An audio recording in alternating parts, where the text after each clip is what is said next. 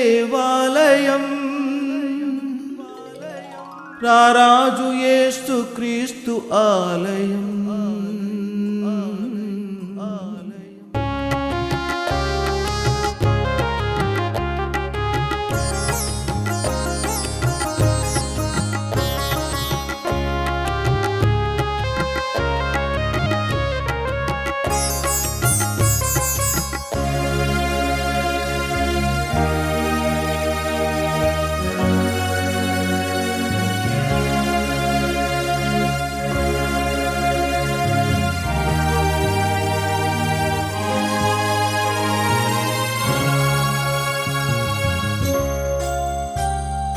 రూపాంతర దేవాలయం, రారాజు యేసు క్రీస్తు ఆలయం. రూపాంతర దేవాలయం, రారాజు యేసు క్రీస్తు ఆలయం. రక్షకుని బోధలు గల ఆలయం, రాత్రింబగళ్ళు ప్రార్థించు ఆలయం. రక్షకుని బోధలు గల ఆలయం, రాత్రింబగళ్ళు ప్రార్థించు ఆలయం. ప్రభు సన్నిధిలో పరిపూర్ణ సంతోషం, ప్రభు కుడి చేతిలో నిత్య సుఖములున్నవి. ప్రభు సన్నిధిలో పరిపూర్ణ సంతోషం, ప్రభు కుడి చేతిలో నిత్య సుఖములున్నవి. రూపాంతర దేవాలయం, రారాజు యేసు క్రీస్తు ఆలయం. రూపాంతర దేవాలయం, రారాజు యేసు క్రీస్తు ఆలయం.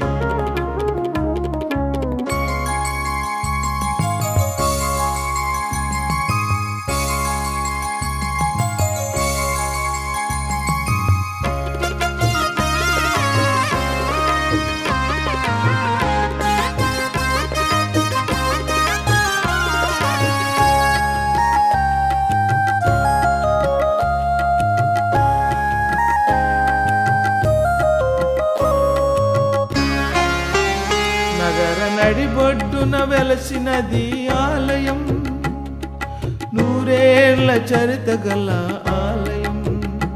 నమ్మి ప్రార్థించగ నెరవేరే కార్యాలు, నిలిచనిచ్చట అద్భుత సాక్ష్యాలు.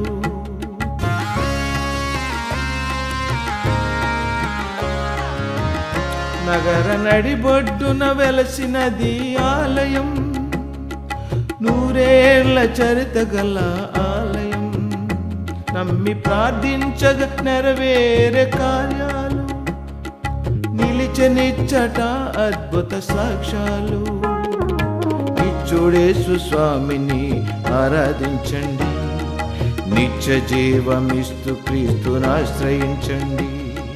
నిత్యుడేసు స్వామిని ఆరాధించండి, నిత్య జీవమిచ్చు క్రీస్తునాశ్రయించండి. రూపాంతర దేవాలయం, రారాజు యేసు క్రీస్తు ఆలయం. రూపాంతర దేవాలయం, రారాజు యేసు క్రీస్తు ఆలయం.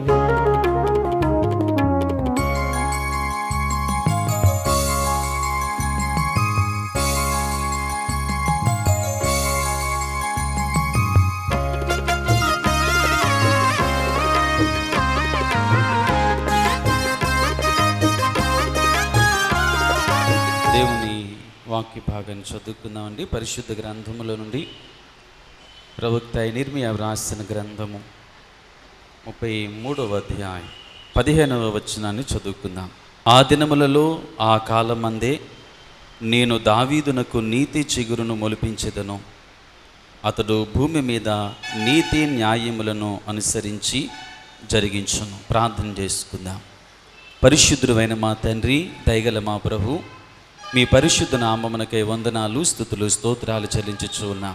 ఈ శుభదినం ప్రభా, ఈ పరిశుద్ధ దినాన మమ్మల్ని అందరినీ మీ పరిశుద్ధమైన పాదాల చెంతకు నడిపించి ఇంతదనుక కీర్తనల ద్వారా, ఆరాధన ద్వారా మీరే మహిమ, ఘనత, ప్రభావములు పొందినందులకై స్తోత్రాలు.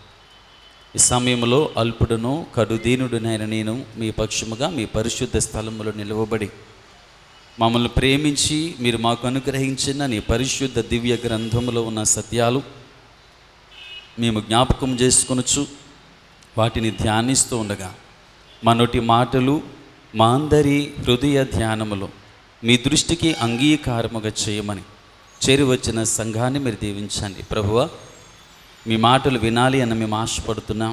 మీరే మా అందరితో మాట్లాడండి. యేసయ్య నామములు అడుగుచున్నాం తండ్రి, ఆమేన్. క్రీస్తునందు ప్రియ దేవుని సంఘమా, దేవుని బిడ్డలారా, ప్రభు అయిన యేసు క్రీస్తు నామములో మీ అందరికీ ఈ ఉదయకాల శుభాలు తెలియజేస్తూ, విశేషించి అడ్వెంట్ కాలములో ప్రవేశించినటువంటి మనం మరి మొదటి ఆరాధనలో ఆయనను ఆరాధించడానికి చేరువచ్చిన మీ అందరికీ అడ్వెంట్ శుభాలు తెలియజేస్తూ ఉన్నాను. క్రైస్తవ విశ్వాస జీవితంలో అడ్వెంట్ కాలం అనేటువంటిది ఒక సంతోషభరితమైనటువంటి కాలంగా మనకు తెలుసు. సాధారణంగా లోకరీత్యా మనకు కలిగి ఉన్నటువంటి ఈ కాల గమనాన్ని జ్ఞాపకం చేసుకుంటే మనకి 3 కాలాలుగా మనం విభజించుకుని ఉన్నాం. వర్షాకాలమని, శీతాకాలమని, ఎండాకాలము అనేటువంటిది.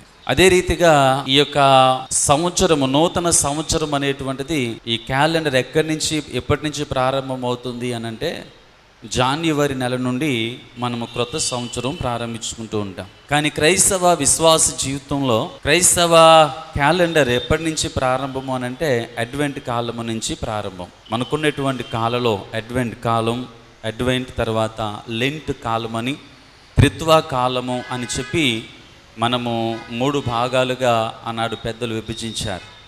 అడ్వెంట్ కాలము తదుపరి లెంట్ కాలం వస్తుంది. ఆ తర్వాత త్రిత్వ కాలంలో మనం ప్రవేశిస్తాం. ఈ రెండింటికంటే త్రిత్వ కాలం చాలా పెద్దది. ఇంచుమించు 24-25 వారాలు, కొన్నిసార్లు 27 వారాలు కూడా త్రిత్వ కాలంలో మనం ఆరాధన చేసుకుంటూ ఉంటాం. కనుక అడ్వెంట్ కాలము, ఈ యొక్క అడ్వెంట్లోనికి మనం ప్రవేశించినప్పుడు ప్రతి ఒక్కరి యొక్క హృదయాలు, ప్రతి ఒక్క కుటుంబం ఒక తెలియనటువంటి సంతోషం, తెలియనటువంటి ఆనందం ప్రతి ఒక్క హృదయంలో కలుగుతూ ఉంటుంది.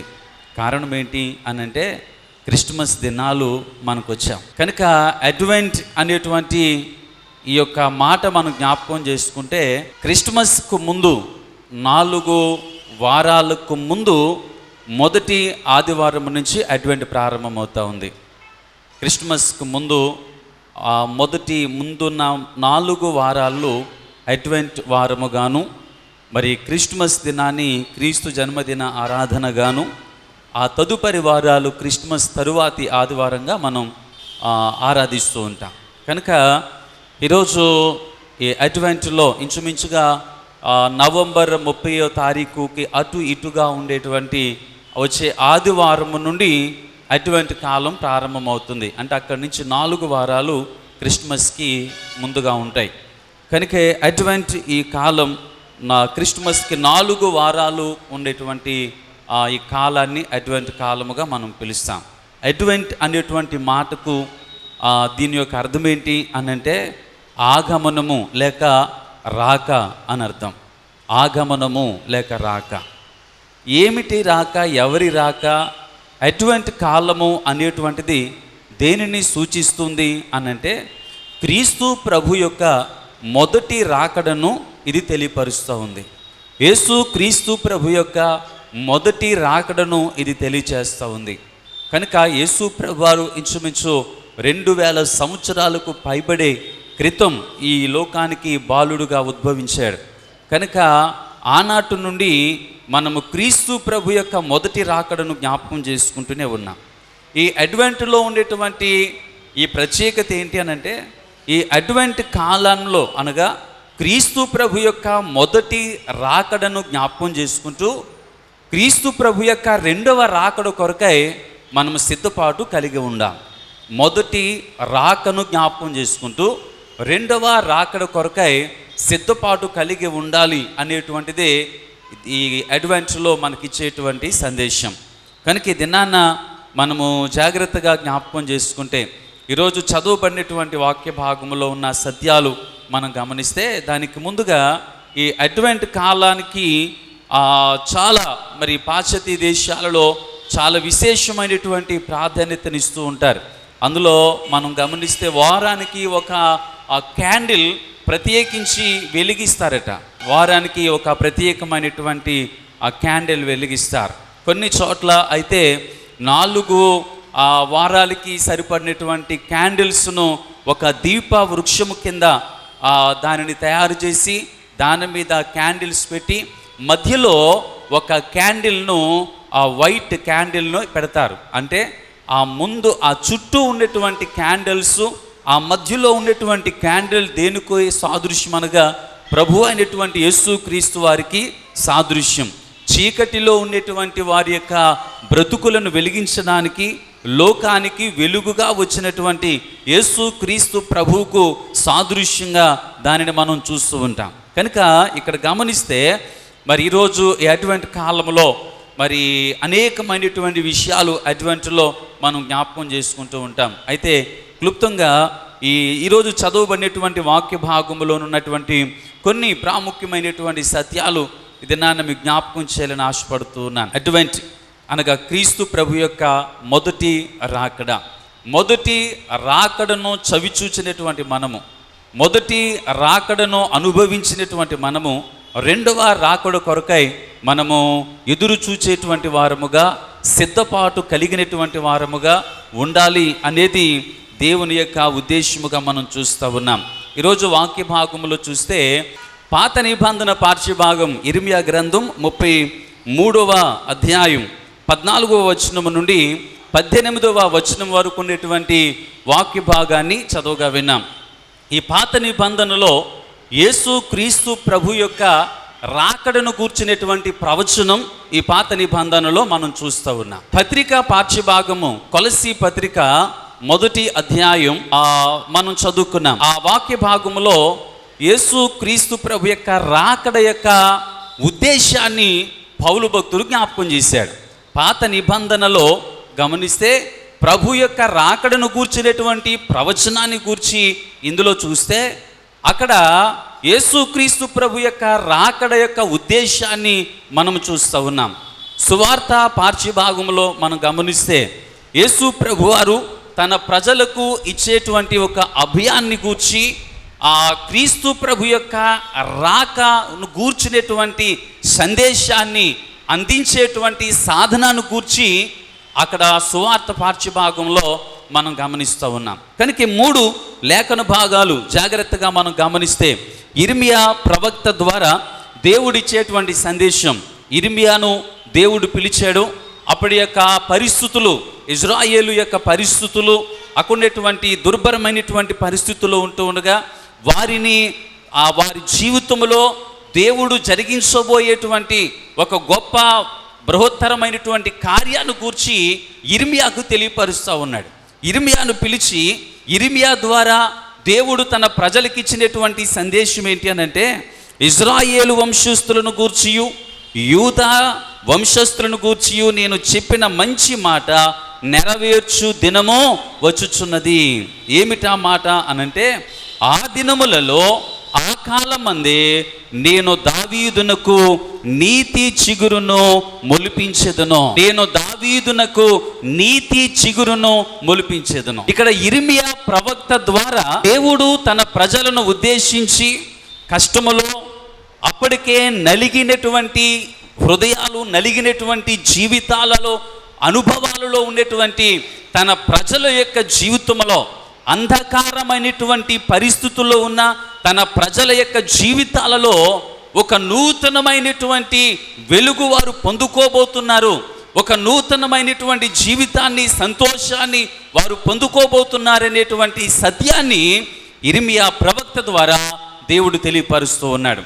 ఆయన తెలియపరిచేటువంటి మాట ఏంటనగా, ఇదిగో నేను దావీదునకు నీతి చిగురును పుట్టించేదను. దావీదునకు నీతి చిగురును పుట్టించేదను. ఇక్కడ ఈ మాట జాగ్రత్తగా మనం చూస్తే దావీదునకు నీతి చిగురును పుట్టించేదను. దావీదుకు నీతి చిగురు పుట్టడం ఏంటి? అసలు ఈ దావీదు ఎవరు? దావీదుకు పుట్టినటువంటి నీతి చిగురు ఎవరు అనంటే, ఈ నీతి చిగురును గూర్చి ఇక్కడ యిర్మీయా ప్రవక్త ద్వారా దేవుడు ప్రవచించాడు. ఇదే చిగురును గూర్చి జకర్యా భక్తుడు కూడా ప్రవచించాడు. ఒకసారి ఆ మాట మనం జాగ్రత్త జ్ఞాపకం చేసుకుంటే, జకర్యా గ్రంథం 6వ అధ్యాయం మనం గమనించినప్పుడు 12వ వచనాన్ని చదువుకుందాం. అతనితో ఇట్లనము, సైన్యములకు అధిపతియగు యెహోవా సెలవిచ్చినదేమనగా, చిగురు అను ఒకడు కలడు, అతడు తన స్థలములో నుండి చిగుర్చును, అతడు యెహోవా ఆలయమును కట్టును. ఇక్కడ జకర్యా ప్రవక్త ద్వారా దేవుడు ప్రవచించినటువంటి ప్రవచనం ఏంటి అనంటే, చిగురు అను ఒకడు కలడు, చిగురు అను ఒకడు కలడు, అతడు తన స్థలములో నుండి చిగుర్చును, అతడు యెహోవా ఆలయమును కట్టును. యిర్మీయా ప్రవక్త ద్వారా ప్రవచించబడినటువంటి మాట, దావీదునకు నీతి చిగురును పుట్టించేదను. జకర్యా ప్రవక్త ద్వారా దేవుడు ప్రవచించినటువంటి మాట ఏమిటనగా, చిగురు అను ఒకడు కలడు, చిగురు అను ఒకడు కలడు, అతడు తన స్థలములో నుండి చిగుర్చును, అతడు యెహోవా ఆలయమును కట్టును. ఈ చిగురు అనేటువంటి వాడు ఆయన తన స్థలములో నుండి చిగురుస్తాడట. ఆ చిగురు ఏం చేస్తుందట? యెహోవా ఆలయాన్ని కడుతుందట. యెహోవా ఆలయాన్ని కట్టడానికి, దేవునికి మందిరాన్ని కట్టడానికి ఈ యొక్క చిగురు అనేటువంటి వాడు తన స్థలములో నుండి చిగుర్చబోతూ ఉన్నాడు. ఆ చిగురు అనేటువంటి వాడు దేవునికి మందిరాన్ని కట్టడాడు, యెహోవా ఆలయమును కట్టును. అతడే యెహోవా ఆలయమును కడతాడు. అతను తప్ప ఎవరు కూడా దేవునికి మందిరాన్ని కట్టేటువంటి వారు లేరు, కట్టలేరు కూడా. యెహోవా మందిరమును కట్టేటువంటి వాడు ఎవరు అనంటే, దేవునికి మందిరాన్ని కట్టగలిగేటువంటి వాడు ఎవరనగా, ఇదిగో చిగురు అనేటువంటి ఒకడు, అతడే యెహోవా ఆలయమును కట్టును, అతడే కట్టును. ఇక ఎవరు కట్టలేరు. కనుక ఎవరు ఈ చిగురు అని ఆలోచన చేస్తే, యెషయా ప్రవక్త అంటాడు 11వ అధ్యాయంలో మనం చూస్తే, యెషయా ప్రవక్త 11వ అధ్యాయం, యెషయా గ్రంథం 11వ అధ్యాయం మొదటి వచనాన్ని మనం గమనించుకుందాం. యెషయి ముద్దు నుండి చిగురు పుట్టును, వాని వేరుల నుండి అంకురము ఎదిగి ఫలించును. ఇక్కడ యెషయా ప్రవక్త ద్వారా దేవుడు ప్రవచించినటువంటి మాట మనం గమనిస్తే, యెషయి ముద్దు నుండి ఏం పుడుతుందట? చిగురు పుట్టును. గమనించండి. యిర్మీయా అంటున్నాడు, దావీదునకు నీతి చిగురును పుట్టిస్తాను అన్నాడు. జకర్యా ప్రవక్త ద్వారా దేవుడు సెలవిచ్చినటువంటి మాట, చిగురు అను ఒకడు కలడు, అతడు ఆ స్థలములో నుండి, తన స్థలములో నుండి ఆయన చిగుర్చును, అతడు యెహోవా ఆలయాన్ని కట్టును, అతడే యెహోవా ఆలయాన్ని కట్టును. ఇక్కడ యెషయా ప్రవక్త చెప్పేటువంటి మాట ఏంటనగా, యెషయి మొద్దు నుండి చిగురు పుట్టును, యెషయి మొద్దు నుండి చిగురు పుట్టును, అతని దాని వేరుల నుండి అంకురము ఎదిగి ఫలించును. ఇక్కడ గమనించినప్పుడు యెషయి మొద్దు నుండి ఏం పుడుతుందట? చిగురు పుట్టును. ఎవరు ఈ చిగురు? యిర్మీయా ప్రవచించినటువంటి ఆ ప్రవచనములో ఉన్న ఆ నీతి చిగురు ఎవరు? జకర్యా ప్రవక్త ద్వారా ప్రవచించినటువంటి ఆ చిగురు ఎవరు? ఈ యెషయా ప్రవక్త ద్వారా దేవుడు సెలవిచ్చినటువంటి ఈ చిగురు ఎవరు? గమనించండి. యెషయి మొద్దు నుండి చిగురు పుట్టును. ఆ చిగురు ఎవరు అనగా, ఆయనే ప్రభు అయినటువంటి యేసుక్రీస్తు వారు. జకర్యా అంటున్న రీతిగా అతడు తన స్థలములో నుండి చిగుర్చును. ఎక్కడి నుంచి చిగురుస్తాడట? ఆయన ఆ స్థలములో నుండి, ఇహలోక సంబంధమైనటువంటి మానవుల ద్వారా పుట్టినటువంటి వాడు కాదు ప్రభు అయినటువంటి యేసుక్రీస్తు. స్త్రీ పురుషుల యొక్క సంబంధము ద్వారా ఈ లోకములో పుట్టినటువంటి వాడు కాదు ప్రభు అయినటువంటి యేసుక్రీస్తు. ఎక్కడి నుంచి పుడుతున్నాడు అనగా, ఆయన తన స్థలములో నుండి చిగురుస్తాడు. ఆయన స్థలము ఏమిటా స్థలం? దేవుని దగ్గర నుండి వచ్చినటువంటి వాడు. ఈయన దేవుని యొక్క దగ్గర నుండి ఈ లోకములోనికి వచ్చినటువంటి వాడు. కనుక ఇక్కడ గమనించినట్లయితే ఈ యొక్క వాక్య భాగంలో మనం చూస్తూ ఉన్నాం, ఈ చిగురు అనగా ప్రభు అయినటువంటి యేసుక్రీస్తు వారు. ఆయన ఏం చేస్తాడట? ఆయన యెహోవాకు మందిరాన్ని, యెహోవా ఆలయాన్ని కడతాడట. ఏమిటి దేవుని యొక్క ఆలయం? యేసు ప్రభువు ఈ లోకములో జన్మించి ఆయన ఏం చేస్తాడట? దేవునికి మందిరాన్ని కడతాడు. యెహోవాకు ఆలయము కట్టును. ఏమిటా ఆలయం అనంటే పౌలు భక్తుడు ఈ ఆలయాన్ని కూర్చి జ్ఞాపకం చేశాడు. కొరింథీయులకు రాసినటువంటి మొదటి పత్రిక 3వ అధ్యాయంలో మనం గమనించినప్పుడు ఆయన అంటాడు, మీరు దేవుని ఆలయమై ఉన్నారనియు దేవుని ఆత్మ మీలో నివసించుచున్నదనియు మీరు ఎరుగరా అన్నాడు. మీరు దేవుని ఆలయమై ఉన్నారనియు దేవుని ఆత్మ మీలో నివసించుచున్నదని మీరు ఎరుగరా. అంటే మనం ఏమై ఉన్నాము అనంటే ఏమై ఉన్నాం? దేవుని యొక్క ఆలయమై ఉన్నాం. మనమందరము కూడా దేవుని ఆలయమై ఉన్నాం. కనుక ఈ ఆలయం ఏమైపోయింది అనంటే శిథిలమైపోయింది. ఈ ఆలయం శిథిలమైపోయింది, పాడైపోయింది. పాడైపోయినటువంటి ఈ మానవ జీవితం, ఈ హృదయం అనేటువంటి ఆలయాన్ని దేవుని కొరకు సిద్ధపరచడానికి, పరిశుద్ధపరచడానికి, పతనమైపోయినటువంటి ఈ మానవ హృదయం అనే దేవుని మందిరాన్ని కట్టడానికి ప్రభువైనటువంటి యేసుక్రీస్తు వారు ఈ లోకములో చిగురుగా ఉద్భవించాడు. ఆ చిగురును గూర్చి ప్రభువారు పుట్టక మునిపే కొన్ని వందల సంవత్సరాల క్రితం ఈ యొక్క ప్రవచనాన్ని దేవుడు తెలియపరిచాడు. జాగ్రత్తగా గమనించా. ఇక్కడ ఈ వాక్య భాగంలో మనం చూస్తే ఇక్కడ అంటున్నాడు, యెషయి మొద్దు నుండి చిగురు పుట్టును. గమనించా. అక్కడ ఇర్మియా అంటున్నాడు, దావీదునకు నీతి చిగురును పుట్టించేదను. జాగ్రత్తగా ఈ మాటల్లో ఉన్న సత్యాలు మనం జ్ఞాపకం చేసుకుంటే యెషయి మొద్దు నుండి ఏం పుడుతుందట? చిగురు పుట్టును. ఎవరు ఈ యెషయి? గమనించండి. దేవుని యొక్క మాటలు జ్ఞాపకం చేసుకుంటే దేవుడు తన ప్రజలైనటువంటి వారిని పరిపాలించడానికి దేవుడు ఎవరిని ఏర్పాటు చేసుకున్నాడు అనంటే, ఎవరిని ఏర్పాటు చేసుకున్నాడు? దావీదును రాజుగా ఏర్పాటు చేసుకున్నాడు. జాగ్రత్తగా గమనించా. అంతకుముందు న్యాయాధిపతుల యొక్క కాలములో న్యాయాధిపతుల పరిపాలనలో ప్రజలు ఉండేటువంటి వారు. ఒక దినాన దేవుని దగ్గరకు వచ్చి వారు అడిగారు, మాకు రాజు కావాలి అని అడిగారు. రాజు కావాలి అనంటే అప్పుడు దేవుడు ఏం చేశాడు అనగా వారి మీద సౌలుని రాజుగా ఏర్పాటు చేశారు. సౌలు వారికి రాజుగా ఉన్నటువంటి సమయంలో ఆయన చేసిన పని ఏంటి అనంటే దేవుని మాట పెడచెవిని పెట్టి దేవునికి విరుద్ధమైన రీతిగా ఆయన జీవించడం ప్రారంభించాడు. దేవుడు చెప్పినటువంటిది ఒకటి, ఆయన చేసినటువంటిది ఒకటి. అందుకనే ఒక దినాన దేవుడు ఆ సమూయేలును పిలిచి అన్నాడు, ఇదిగో నా ప్రజల మీద ఈ సౌలును రాజుగా ఏర్పాటు చేసినందుకు నేను చాలా బాధపడుతున్నాను అని చెప్పాడు. నేను చాలా చింతిస్తున్నాను అన్నాడు. ఎందుకు అనంటే దేవుని యొక్క ఉద్దేశ ప్రకారముగా అతడు జీవించటం లేదు. దేవుని ఉద్దేశానుసారముగా తన పరిపాలన లేదు. జాగ్రత్తగా గమనించండి. ఇంకా ఆ చరిత్రలోకి వెళ్తే చాలా అక్కడే అయిపోద్ది మన టైం. గమనించండి. మనకందరికీ తెలుసు, అమాలేకీయులను చంపమని పంపించినటువంటి సమయంలో శపించబడినటువంటి ప్రదేశంలోనికి వీరు వెళ్ళినప్పుడు సమూయేలు అంటాడు, అదంతటిని నాశనం చెయ్యి అనంటే సౌలు వెళ్ళి ఏం చేస్తారనంటే ఆ దేశములో ఉన్నటువంటి బలమైనటువంటి వాటినన్నింటినీ కూడా, ఈ ఆవులని, ఎద్దులని, బలమైనటువంటి దూడలను ప్రక్కన పెట్టి కోడెలను ప్రక్క నుంచి బలహీనమైనటువంటి వాటన్నింటినీ చంపాడు. అంత మట్టుకే కాదు, రాజును సంహరించమని పంపిస్తే రాజును పట్టుకుని మిగిలినటువంటి వారందరినీ కూడా నాశనం చేశాడు. కనుక చాలా కోపం వచ్చింది సమూయేలుకి. గబగబా వెళ్ళాడు.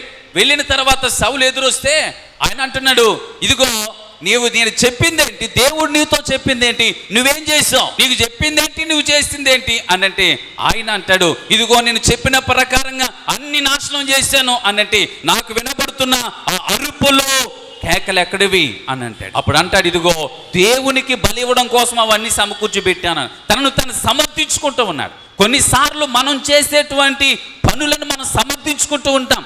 దేవునికి విరుద్ధమైనటువంటి కార్యాలైన సమూయేలు అంటాడు, ఆయన హెచ్చరిస్తూ అంటాడు, ఇదిగో ఒకడు బలులను అర్పించుట కంటే ఆజ్ఞను గైకొనుట శ్రేష్టము అంట. కనుక ఆ రీతిగా సమూయేలు దేవునికి విరుద్ధముగా జీవించినటువంటి సమయంలో దేవుడు అతనిని రాజుగా ఏర్పాటు చేసుకున్నందుకు చింతించి అప్పుడు సమూయేలుని పిలిచి, నీవు యెషయి దగ్గరికి వెళ్ళు అన్నాడు.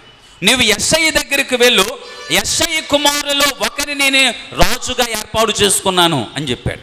నీవు వెళ్ళి అతని నీవు అభిషేకించు అంటాడు. అప్పుడు ఈయన యెషయి దగ్గరకు వస్తాడు. యెషయి దగ్గరకు వచ్చి, అయ్యా నీ కుమారులందరినీ పిలువు అంటాడు.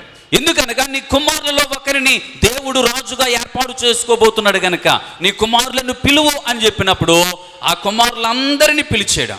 మనకు తెలుసు, మొట్టమొదటి కుమారుడు వచ్చాడు, ఆజానుబాహుడు, చక్కటి బలాఢ్యుడు, మంచి శరీర సౌష్ఠము కలిగినటువంటి వాడు.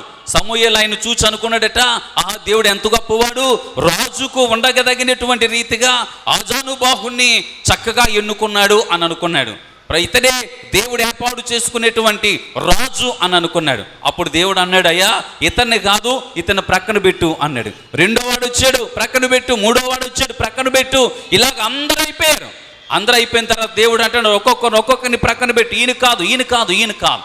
అప్పుడు సమూయేలు అంటాడు, అయ్యా నీ కుమారులు వీరేనా, ఇంకెవరైనా ఉన్నారా అనంటే అప్పుడు యెషయా అంటాడు, కడమవాడు ఉన్నాడు అన్నాడు.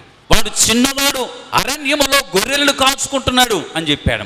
అతన్ని తీసుకురా అని చెప్పినప్పుడు ఆయన దావీదు, బాలుడైనటువంటి దావీదు, చిన్నవాడైనటువంటి దావీదు ఇదిగో అరణ్యములో గొర్రెలను కాచుకుంటూ ఉండగా అతడు వచ్చే వరకు, ఒక చిన్నవాడు వచ్చే వరకు కూడా వీరందరూ అట్లనే ఉన్నారట. అలాగే ఉన్న తర్వాత గబగబ వెళ్ళి ఆ దావీదును తీసుకుని వచ్చారు. దావీదును తీసుకుని రాగా దేవుడు అంటున్నాడు, ఇతడే నేను ఏర్పాటు చేసుకునేటువంటి వాడు అన్నాడు. నేను ఏర్పాటు చేసుకున్నవాడు ఇతనే, లేచి ఇతని మీద నీవు అభిషేకించు అన్నాడు. అప్పుడు అతను తీసుకుని వచ్చిన తైలాన్ని ఆయన మీద, దావీదు మీద పోసి దావీదును రాజుగా అభిషేకించాడు. గమనించా, ఆ దినాన్న తర్వాత దావీదుకు దేవుడు ఒక వాగ్దానం చేశాడు. దావీదును ఆశీర్వదించాడు, హెచ్చించాడు, ఒక రాజుగా ఒక ఉన్నతమైనటువంటి స్థితిలోనికి నడిపించాడు. అంత మటుకే కాదు, దావీదుకు ఇచ్చినటువంటి వాగ్దానం ఏంటనగా, నీ సంతానము ఈ రాజ్య పరిపాలనలో నీ తర్వాత నీ సంతానాన్ని కూడా నేను ఉపయోగించుకుంటున్నాను.